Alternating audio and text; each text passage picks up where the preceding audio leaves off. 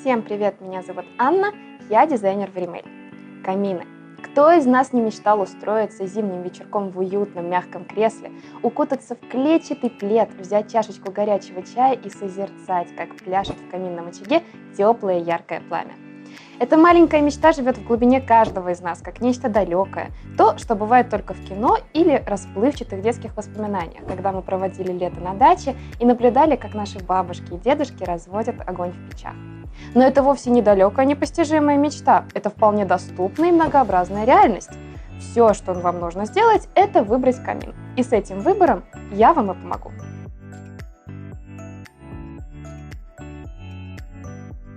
Начнем с типов их топлива. Дровяные камины. Об этих волшебных порталах с живым ароматным огнем знают все.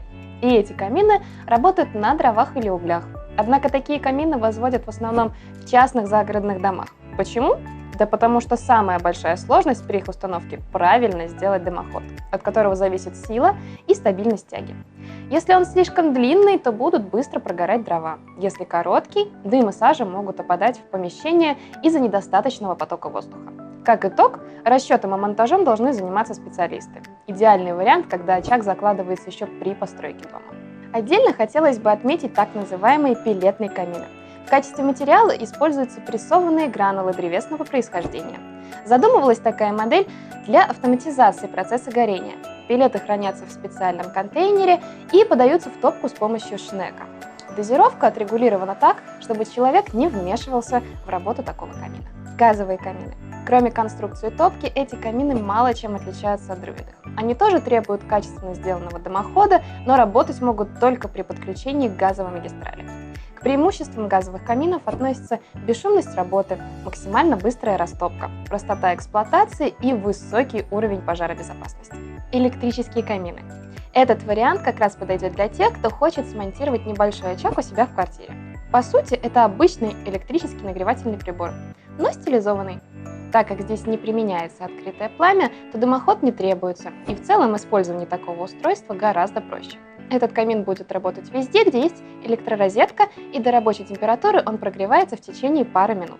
Так как живого пламени в таких каминах нет, производители нашли свое интересное решение для реализации его эффекта.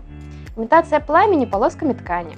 Тонкие полоски ткани приводят в движение двигатель электрического вентилятора. Игру цвета поддерживают лампы или светодиоды. Роль дров выполняет декоративный макет. Воспроизведение огня на жидкокристаллическом экране. Оптические линзы, световые фильтры и стекло добавляют картинке реалистичности. Но под углом четкость изображения ухудшается. Отражатель монтируется под пластиковые муляжи дров. Эффект движения пламени создается вращением отражателя и подсветки, проецирующей отблески на стеклянный экран, расположенный в очаге. 3D-очаг. Эффект пламени создается за счет водного пара и галогенных ламп. Свет от лампочек отражается в каплях воды, изображение невозможно отличить от реального.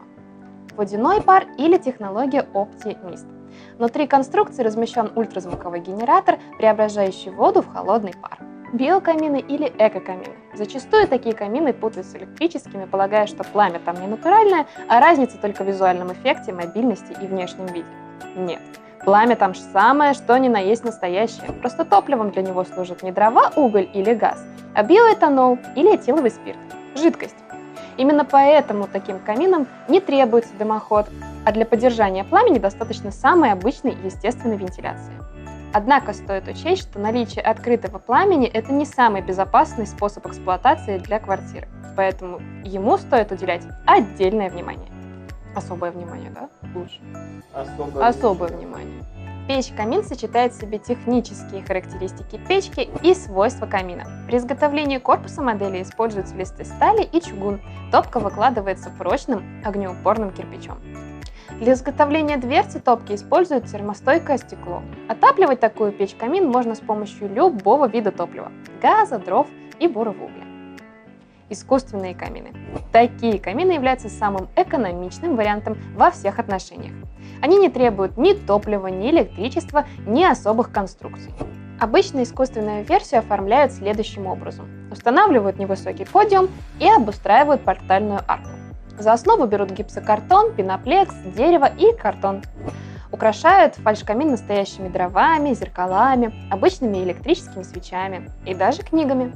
Можно оформить практически реалистичный каминный портал, имитировать очаг, выложить полено и оградить решеткой. Разобравшись в видах каминов, посмотрим, какие они бывают по типу топки. Тут все довольно просто. Есть открытый тип и закрытый тип. В каминах открытого типа пламя горит ничем не огражденное от помещения, разве что только декоративный камин решеткой. Такие камины обладают очень низким КПД и носят преимущественно эстетический характер.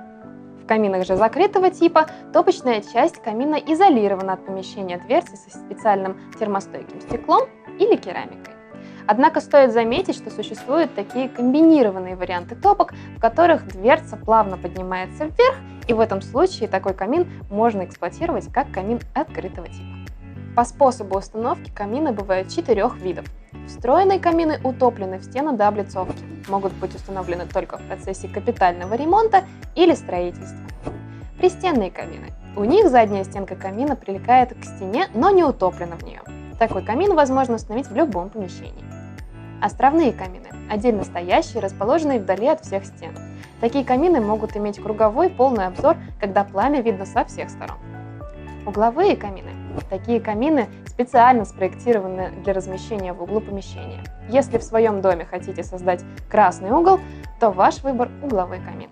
Какие бывают камины в зависимости от способа излучения тепла и конструкции топки? Здесь основное различие заключается в количестве сторон, куда очаг отдает тепло от топки. Только перед собой или в разных направлениях. Можно сказать проще. Количество сторон камина определяется числом мест, с которых видно огонь в топке. Односторонний, двухсторонний и трехсторонний. Переходим к заключительной части классификации каминов, а именно стиль. Камины принято рассматривать в 4 основных стилистиках. Классическому стилю характерно П-образное формообразование.